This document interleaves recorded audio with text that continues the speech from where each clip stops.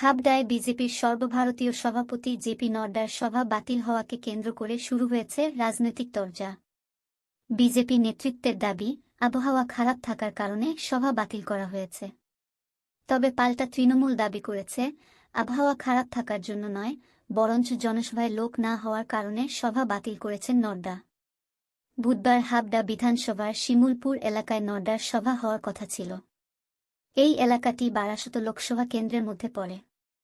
সেখানকার বিজেপি প্রার্থী স্বপন মজুমদারের হয়ে জনসভা করার কথা ছিল নড্ডার। সেই মতো শিমুলপুর এলাকায় মঞ্চ তৈরি করেছিল বিজেপি নেতৃত্ব।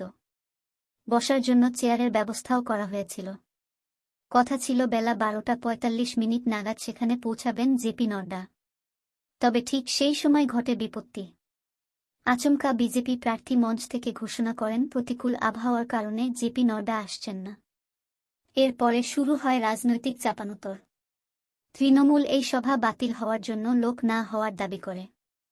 তৃণমূলের হাবড়া বিধানসভা কমিটির চেয়ারম্যান নারায়ণ চন্দ্র সাহা মন্তব্য করেন, বিজেপির সভা সুপারফ্লপ বলে মন্তব্য করেন।